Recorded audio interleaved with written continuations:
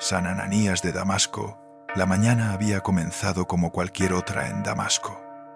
El sol apenas se elevaba sobre las murallas de la ciudad antigua, proyectando sombras doradas sobre las calles empedradas. Ananías, un hombre de mediana edad, devoto seguidor del camino, como se llamaban entonces los discípulos de Jesús, se había levantado temprano para orar. Su casa, modesta pero acogedora, estaba ubicada en uno de los barrios donde vivían muchos judíos que habían abrazado la fe en Cristo resucitado. Ese día, mientras rezaba en silencio, algo extraordinario sucedió. Una voz clara, inconfundible, resonó en su interior. Ananías. Él respondió con la sencillez de quien está acostumbrado a escuchar a Dios. Aquí estoy, Señor. Lo que vino después lo heló la sangre. Levántate y ve a la calle llamada Recta, y busca en casa de Judas a un hombre de Tarso llamado Saulo. Está orando, y ha visto en visión a un hombre llamado Ananías, que entra y le impone las manos para que recobre la vista. El corazón de Ananías comenzó a latir con fuerza. Saulo de Tarso. Ese nombre era conocido por todos los cristianos, y no precisamente por razones buenas. Era el perseguidor más temido, el hombre que había arrasado la comunidad de Jerusalén, el que arrastraba a hombres y mujeres a la cárcel, el que había estado presente cuando apedrearon a Esteban, el primer mártir. Y ahora el Señor le pedía que fuera a buscarlo, que entrara en la casa donde estaba, que pusiera sus manos sobre él. Era como pedirle que metiera la mano en la boca del león. Ananías, con la honestidad que caracteriza a los verdaderos santos, expresó su temor. Señor, he oído a muchos hablar de ese hombre y de cuánto mal ha hecho a tus santos en Jerusalén, y aquí tiene autorización de los sumos sacerdotes para apresar a todos los que invocan tu nombre. Pero la respuesta del Señor fue firme y tranquilizadora. Ve, porque ese hombre es un instrumento elegido por mí para llevar mi nombre ante las naciones, los reyes y los hijos de Israel. Con el corazón todavía agitado pero obediente, Ananías se levantó, se vistió y salió a las calles de Damasco. Caminaba despacio. Cada paso era un acto de fe. Cada esquina que doblaba lo acercaba más a un encuentro que podría costarle la vida. Pero había algo en la certeza de esa voz divina que disipaba el miedo. No era que Ananías fuera valiente por naturaleza, sino que la obediencia a Dios le daba una fuerza que él mismo no sabía que poseía. Llegó finalmente a la calle Recta, una de las arterias principales de la ciudad, encontró la casa de Judas y con una oración silenciosa en los labios llamó a la puerta. Para comprender quién era este hombre llamado Ananías y por qué fue elegido para tan extraordinaria misión, es necesario retroceder en el tiempo y conocer el mundo en el que vivió. Estamos en el primer siglo de nuestra era, en una época donde el Imperio Romano dominaba el mundo conocido con mano de hierro. Damasco, una de las ciudades más antiguas de la humanidad, era entonces una metrópoli cosmopolita, un cruce de caminos entre Oriente y Occidente. Sus calles estaban llenas de comerciantes sirios, griegos, romanos, árabes y judíos.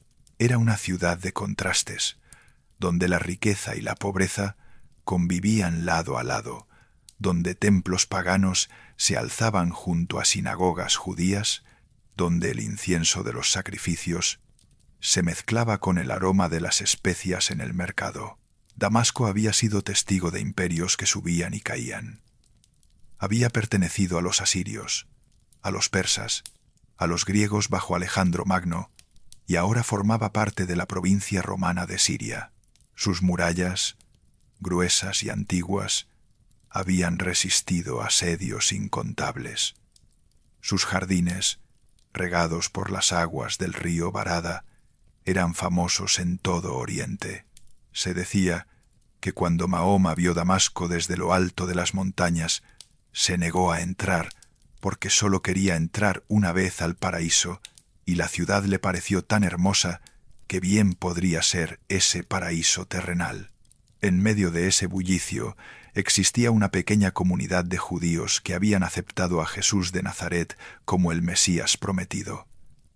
Eran pocos, tal vez algunas decenas de familias, pero su fe era ardiente.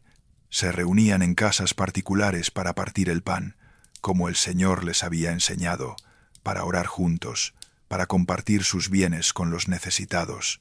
Vivían con la certeza de que Jesús había resucitado de entre los muertos y de que su reino, aunque no era de este mundo, transformaría todas las cosas.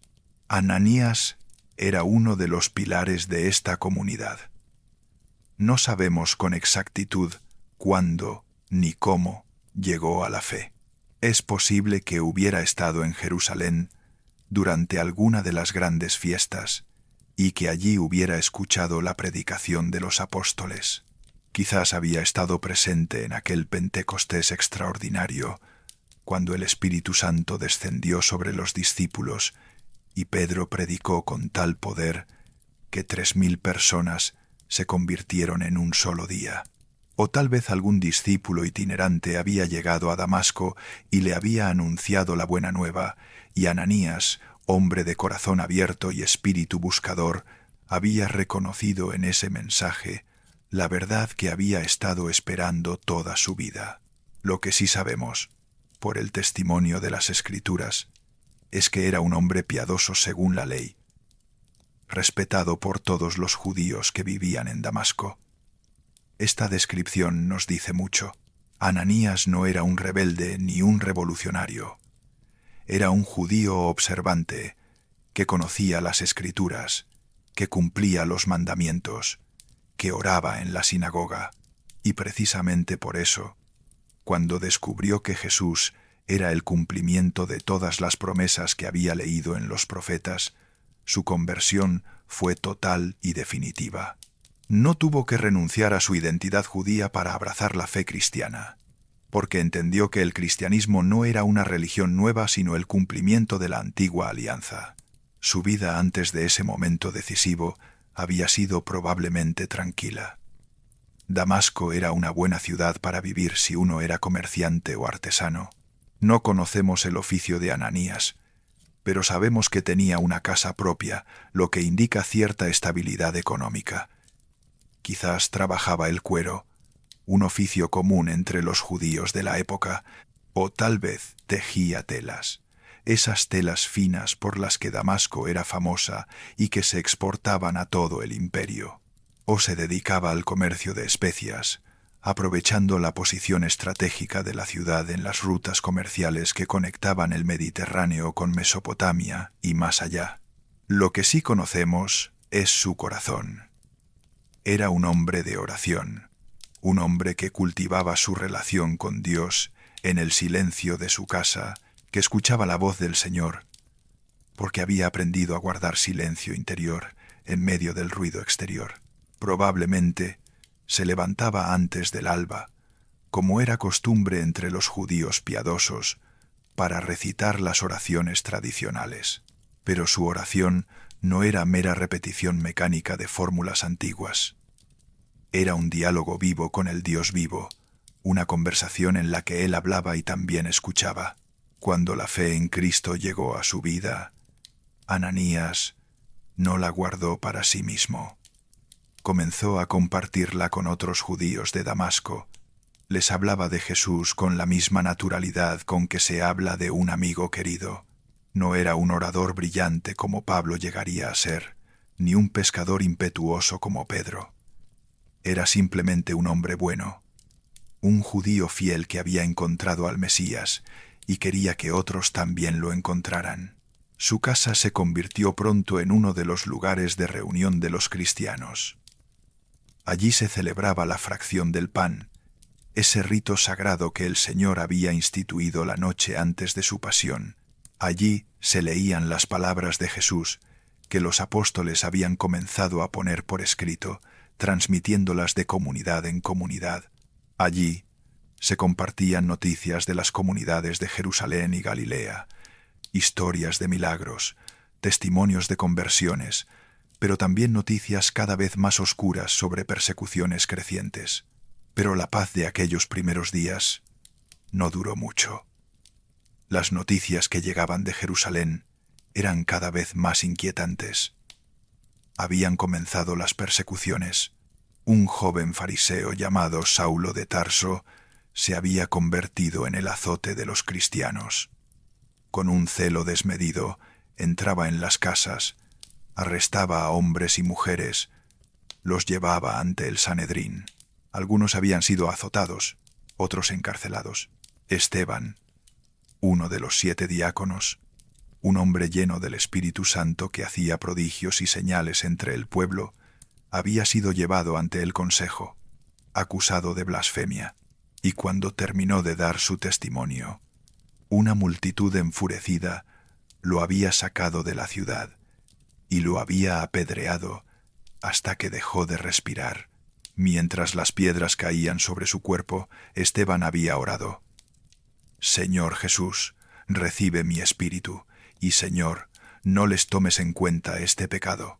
Y Saulo había estado allí, vigilando las túnicas de los verdugos, consintiendo en su muerte. La comunidad de Jerusalén vivía aterrorizada. Muchos cristianos habían huido de la ciudad santa, dispersándose por Judea, Samaria y más allá. Algunos llegaron a Damasco, trayendo consigo historias que helaban la sangre. Hablaban de Saulo como de una fiera desatada, de alguien que respiraba amenazas y muerte contra los discípulos del Señor. Contaban cómo irrumpía en las casas a medianoche, cómo arrestaba tanto a hombres como a mujeres, sin distinción de edad o condición. Decían que su celo por la ley era tal que veía en los cristianos no solo herejes, sino una amenaza existencial para el judaísmo. Ananías escuchaba estos relatos con dolor y también con cierta aprensión. Sabía que era solo cuestión de tiempo antes de que la persecución llegara también a Damasco. La ciudad estaba llena de judíos, y entre ellos había simpatizantes del Sanedrín que no verían con buenos ojos la presencia de cristianos. Además, Damasco estaba lo suficientemente cerca de Jerusalén como para que la autoridad del sumo sacerdote se hiciera sentir allí. No gozaban de la autonomía de las comunidades de Asia Menor o Grecia. Estaban, por así decirlo, en el patio trasero del poder religioso judío. A pesar del peligro creciente, Ananías no dejó de reunirse con sus hermanos en la fe.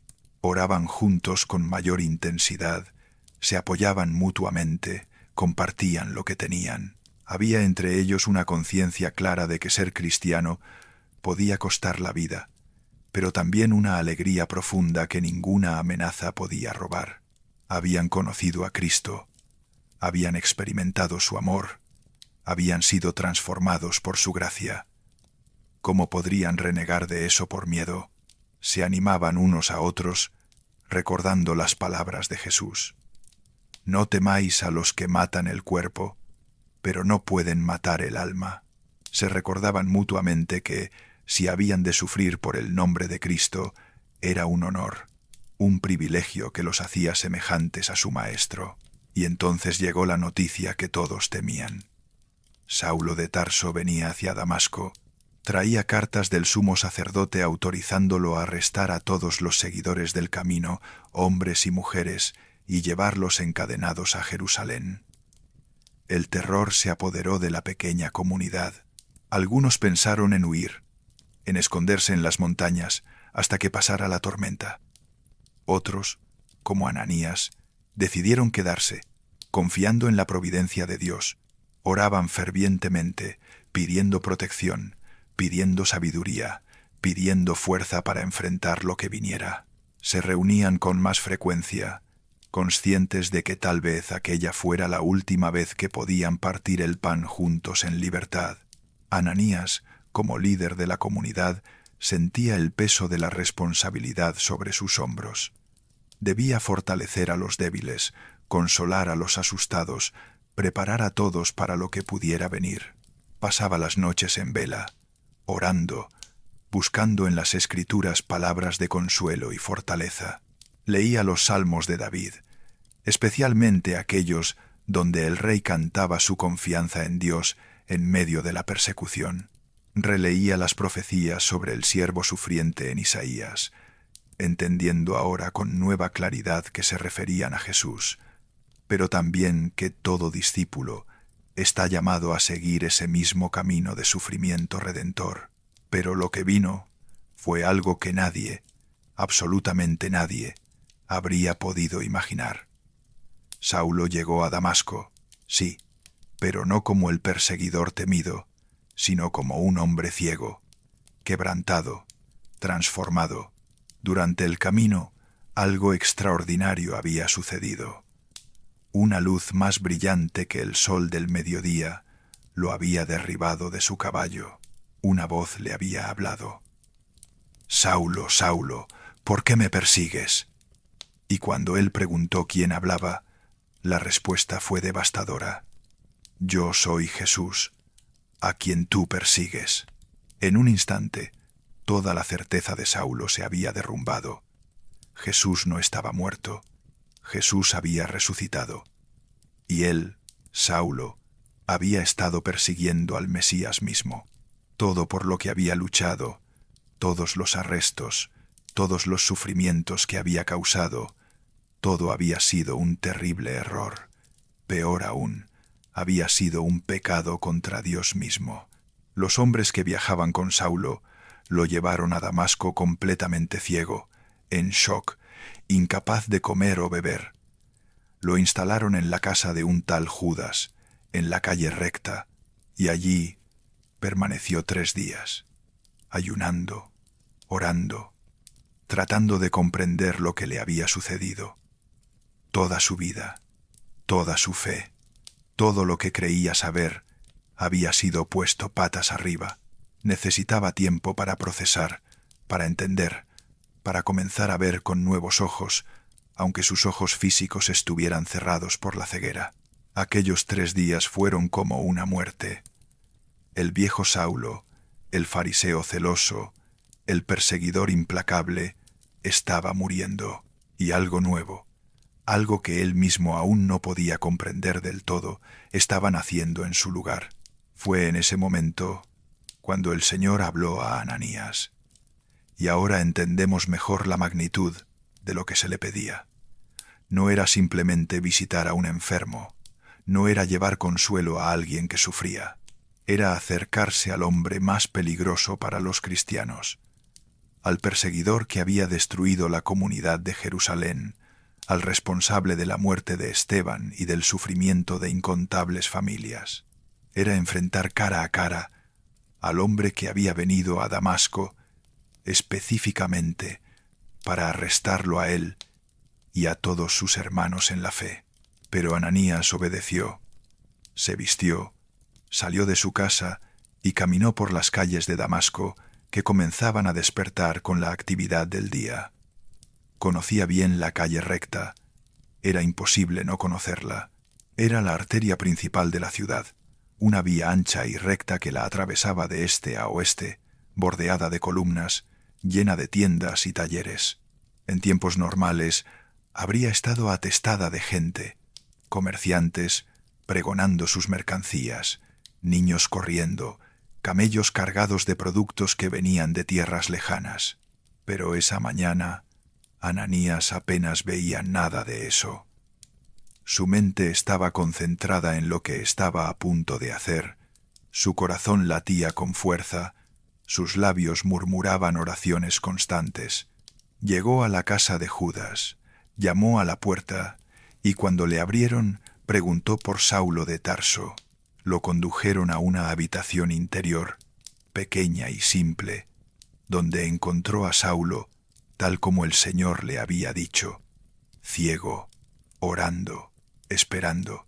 El encuentro entre estos 2 hombres es uno de los momentos más hermosos y significativos de toda la historia del cristianismo. Ananías se acercó a Saulo y con una ternura que solo puede venir de Dios, le puso las manos sobre la cabeza y le dijo, «Hermano Saulo». Esas 2 palabras lo dicen todo. No enemigo Saulo, no perseguidor Saulo, sino hermano Saulo. En ese instante, Ananías estaba manifestando el corazón mismo del Evangelio, el perdón, la misericordia, la capacidad de ver en el otro no lo que ha sido, sino lo que puede llegar a ser por la gracia de Dios. Podemos imaginar el impacto de esas palabras en Saulo. Había venido a Damasco esperando infundir terror, esperando que todos huyeran de él, y en cambio, el primer cristiano que conocía cara a cara lo recibía como a un hermano. No había acusación en la voz de Ananías, no había rencor, solo una acogida que hablaba de un amor que Saulo nunca había conocido. El Señor Jesús, que se te apareció en el camino por donde venías, me ha enviado para que recobres la vista y seas lleno del Espíritu Santo, continuó Ananías, y al instante, cuenta el libro de los Hechos, algo como escamas cayó de los ojos de Saulo y recobró la vista. Fue un doble milagro, la curación física de la ceguera, pero también, y más importante, la curación espiritual, la iluminación interior que le permitía ver la verdad que había estado rechazando. Saulo vio a Ananías, vio su rostro bondadoso, sus ojos llenos de compasión, y entendió que esto era lo que significaba ser cristiano. Amar, incluso al enemigo, perdonar lo imperdonable, acoger al extraño. Se levantó y fue bautizado. El que había venido a arrestar cristianos recibía ahora el bautismo de manos de uno de ellos. El agua que corrió sobre su cabeza lavaba no solo sus pecados, sino toda su vida anterior. Nacía de nuevo, como Jesús había dicho a Nicodemo que era necesario nacer. Después comió y recobró las fuerzas. Aquellos 3 días de ayuno habían sido su preparación, su catarsis. Ahora podía alimentarse de nuevo, física y espiritualmente. Es difícil imaginar lo que Ananías sintió en esos momentos. La obediencia que había mostrado al aceptar ir a ver a Saulo ahora daba frutos que superaban todo lo imaginable. Pero Ananías no buscó protagonismo ni reconocimiento. Hizo lo que el Señor le había pedido y luego se retiró discretamente, dejando que fuera Dios quien continuara la obra comenzada. Esta humildad, esta capacidad de ser instrumento, sin necesidad de ser el centro, es una de las características más hermosas de los verdaderos santos. Después de su bautismo, Saulo se quedó algunos días con los discípulos en Damasco. Podemos imaginar que pasó mucho tiempo con Ananías, aprendiendo de él, escuchando su testimonio, conociendo la vida de la comunidad cristiana desde dentro. Ananías, que había temido a Saulo, ahora lo acogía como a un hermano menor en la fe. Le enseñaba las oraciones, le explicaba los misterios de la fe, le contaba las historias sobre Jesús que circulaban entre los discípulos. Le habló probablemente de la última cena, de la pasión y muerte de Jesús, de las apariciones del resucitado. Le enseñó cómo partir el pan en memoria del Señor, cómo vivir en comunidad, cómo discernir la voluntad de Dios. Y pronto, muy pronto, aquel discípulo superaría al Maestro, porque Saulo, que más tarde sería conocido como Pablo, estaba llamado a ser el apóstol de los gentiles, el gran misionero que llevaría el Evangelio hasta los confines del mundo conocido. Pero en aquellos primeros días en Damasco, era Ananías quien guiaba sus pasos, quien le enseñaba, quien lo introducía en la familia de los creyentes. Debió ser una experiencia extraordinaria para ambos. Para Saulo, aprender humildemente de aquel a quien había venido a arrestar. Para Ananías, ver cómo el perseguidor se transformaba en discípulo, cómo el enemigo se convertía en hermano, pero nada de eso habría sido posible sin Ananías. Sin su obediencia, sin su valentía, sin su capacidad de perdonar y acoger, la conversión de Saulo habría quedado incompleta. Dios había elegido a este hombre sencillo de Damasco para ser el puente entre Saulo el perseguidor y Pablo el apóstol. Es un recordatorio poderoso de que Dios no necesita personas extraordinarias para hacer cosas extraordinarias. Necesita personas disponibles, personas que escuchen su voz y obedezcan, aunque la obediencia les cueste. Necesita personas como Ananías, que no tienen su nombre en letras grandes en los libros de historia, pero que fueron esenciales para que la historia se escribiera como se escribió. Los años siguientes fueron probablemente tranquilos para Ananías, aunque tranquilos es un término relativo cuando se vive en una comunidad cristiana del primer siglo. No tenemos muchos detalles sobre el resto de su vida, pero la tradición nos cuenta que continuó sirviendo a la comunidad cristiana de Damasco, que siguió siendo un hombre de oración que acogió a muchos nuevos convertidos y los inició en la fe. Su casa siguió siendo un lugar de reunión, un refugio para los perseguidos, un espacio donde se celebraba la Eucaristía y se compartía la palabra de Dios. Mientras tanto, Pablo emprendió sus grandes viajes misioneros, fundó comunidades por todo el Imperio Romano, escribió cartas que se convertirían en parte del Nuevo Testamento, visitó ciudades como Antioquía, Éfeso, Filipos, Tesalónica, Corinto, Atenas, Roma. Predicó ante judíos y gentiles, ante pobres y ricos, ante esclavos y hombres libres. Fue azotado, apedreado, encarcelado, náufrago. Pero nunca dejó de predicar, nunca dejó de dar testimonio de Cristo. Y siempre, siempre, recordó con gratitud a aquel hombre que había arriesgado su vida para obedecer a Dios y venir a visitarlo cuando estaba ciego y perdido en Damasco. En uno de sus discursos, años más tarde, cuando fue arrestado en Jerusalén y tuvo que defenderse ante la multitud que quería lincharlo, Pablo relató su conversión, y en ese relato mencionó a Ananías, describiéndolo como un hombre piadoso según la ley, de quien daban buen testimonio todos los judíos que vivían allí. Eran palabras sencillas, pero cargadas de respeto y afecto. Pablo no olvidaba que Ananías había sido el primer rostro cristiano que había visto después de su encuentro con Cristo en el camino, que había sido quien lo había acogido cuando todos los demás cristianos le temían, que había sido el instrumento de Dios para devolverle la vista física y espiritual. La tradición cristiana, preservada especialmente en las iglesias de Oriente, nos dice que Ananías fue eventualmente consagrado obispo de Damasco por los apóstoles. Esto tendría sentido, dado su liderazgo natural en la comunidad y su profundo conocimiento de la fe. Como obispo, habría tenido la responsabilidad de cuidar del rebaño, de enseñar, de celebrar los sacramentos, de mantener la unidad de la iglesia local en medio de las presiones externas.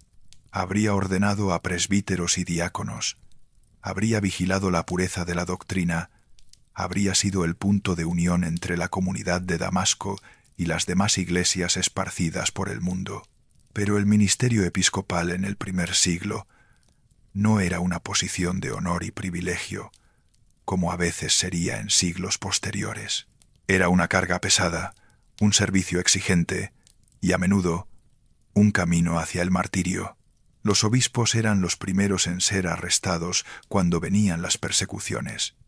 Eran quienes debían dar ejemplo de fortaleza cuando los fieles flaqueaban. Eran quienes cargaban con las preocupaciones de toda la comunidad. Cuando había hambre, el obispo organizaba la distribución de alimentos. Cuando había enfermos, el obispo los visitaba. Cuando había conflictos, el obispo mediaba. Cuando había dudas doctrinales, el obispo enseñaba.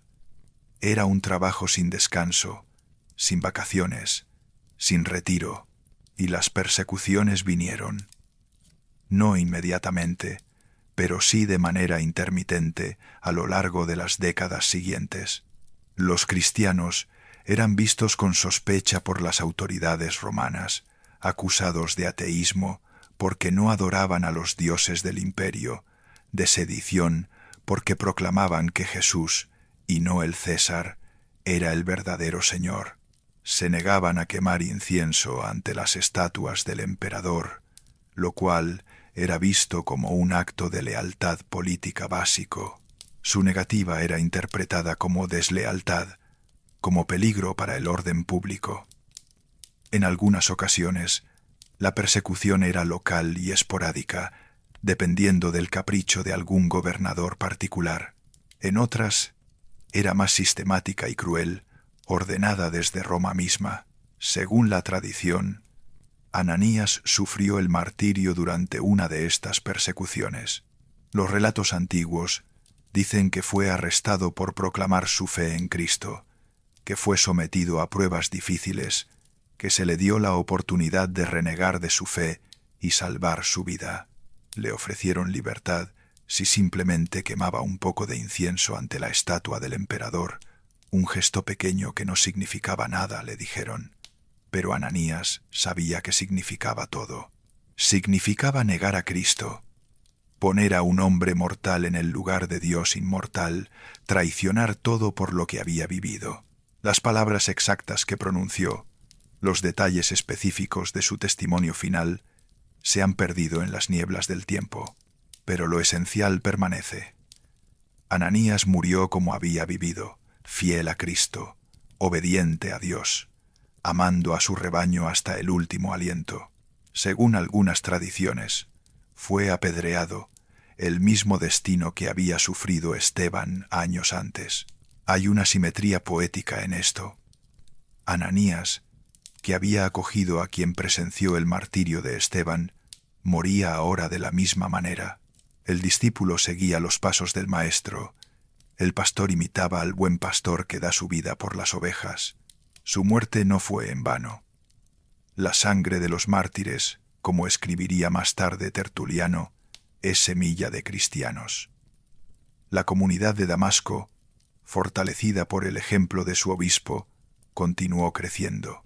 Y aunque la ciudad cambiaría de manos muchas veces a lo largo de los siglos, aunque vendría el Islam y transformaría radicalmente el paisaje religioso de la región, siempre hubo cristianos en Damasco que recordaron a Ananías como su primer pastor, como el hombre que bautizó a Pablo, como el santo que mostró que la obediencia a Dios es más fuerte que el miedo. Hoy, más de 2000 años después, la memoria de San Ananías sigue viva. Las iglesias de Oriente, especialmente la Iglesia Ortodoxa y las iglesias católicas orientales, lo veneran como santo y mártir. Hay iglesias dedicadas a su nombre, iconos que lo representan imponiendo las manos sobre Saulo. Y cada vez que se lee en la liturgia el pasaje de los Hechos de los Apóstoles que narra su encuentro con Pablo, los cristianos de todo el mundo recuerdan su ejemplo. En Damasco misma, en la zona de la antigua ciudad, existe una capilla dedicada a San Ananías, construida sobre lo que la tradición identifica como el sitio de su casa. Es un lugar de peregrinación, un espacio donde cristianos de todas las denominaciones vienen a rezar, a recordar, a pedir la intercesión de este santo. Descender a esa capilla subterránea es como descender a los orígenes mismos de la fe cristiana, a aquellos días en que ser cristiano significaba arriesgar todo, pero en que la alegría de conocer a Cristo superaba cualquier riesgo. ¿Qué podemos aprender nosotros de este hombre? En primer lugar, la importancia de la obediencia. Ananías escuchó la voz de Dios y obedeció, aunque le costara, aunque tuviera miedo, aunque no entendiera completamente el plan divino. En una cultura como la nuestra, que valora tanto la autonomía y la autodeterminación, la obediencia puede parecer una virtud anticuada, pero la obediencia a Dios no es servilismo, ni renuncia a pensar por uno mismo. Es reconocer que Dios ve más lejos que nosotros, que sus planes son mejores que nuestros planes, que vale la pena confiar en Él incluso cuando el camino parece peligroso. En segundo lugar, aprendemos de Ananías el poder del perdón y la acogida. Podría haber guardado rencor contra Saulo, podría haber pensado que alguien que había hecho tanto daño no merecía una segunda oportunidad, pero en lugar de eso, lo llamó hermano. Esa palabra tan sencilla y tan profunda, cambió la historia. Nos recuerda que nadie está más allá del alcance de la gracia de Dios, que todos merecemos misericordia porque todos la necesitamos. Nos desafía a preguntarnos: ¿hay alguien en nuestra vida a quien nos resistimos a llamar hermano o hermana? ¿Hay alguien que hemos descartado como irredimible? En tercer lugar, Ananías nos enseña el valor de la humildad. Tuvo un papel crucial en uno de los momentos más importantes de la historia cristiana, pero no buscó fama ni reconocimiento.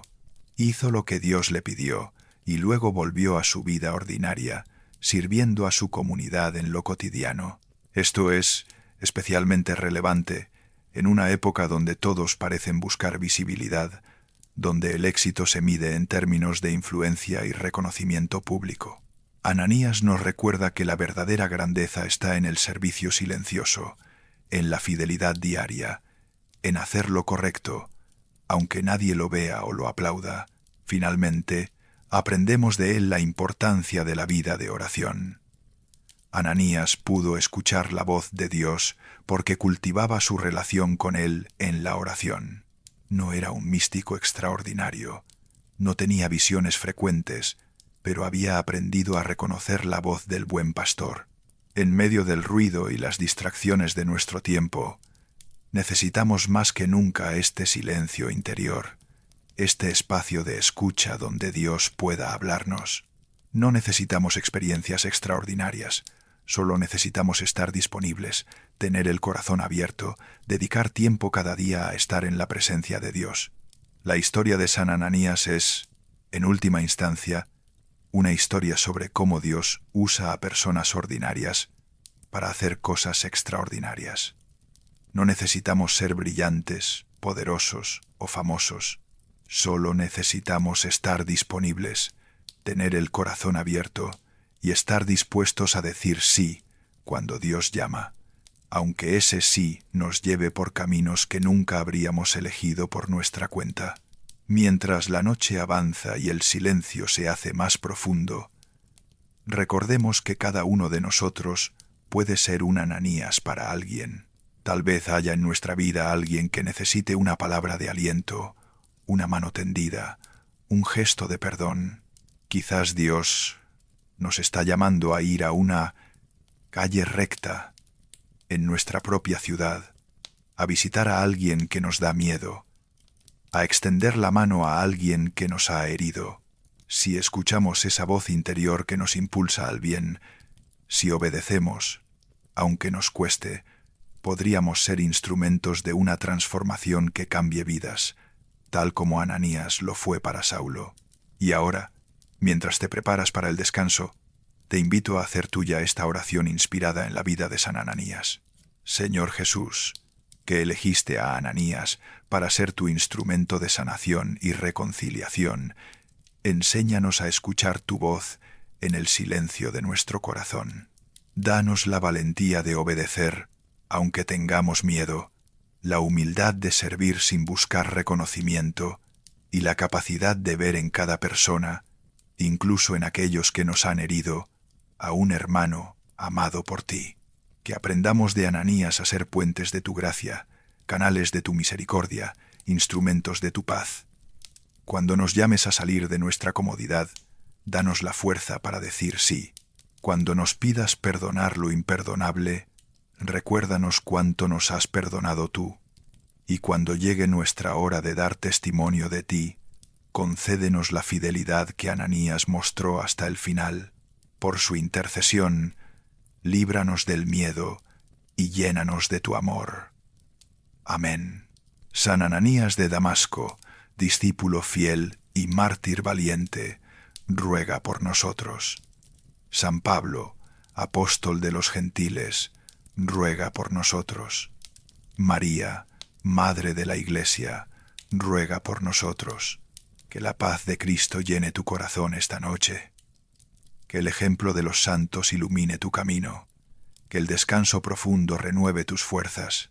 Y que, al despertar mañana, encuentres nuevas oportunidades para ser instrumento de la gracia de Dios en la vida de otros. Descansa ahora, sabiendo que tu vida tiene propósito que tus actos de bondad importan, que tu fidelidad diaria construye el reino de Dios de maneras que quizás nunca llegues a ver, pero que son reales y eternas. Gracias por acompañarnos en este recorrido por la vida de San Ananías de Damasco. Si esta historia ha tocado tu corazón, te invito a dejar un me gusta y suscribirte al canal para seguir descubriendo las vidas de aquellos hombres y mujeres que nos precedieron en la fe y que, con su testimonio, siguen iluminando nuestro camino. Hay tantas historias por contar, tantos santos por conocer, tantas lecciones por aprender. Esto fue Dormir Profundo con historias católicas. Buen descanso.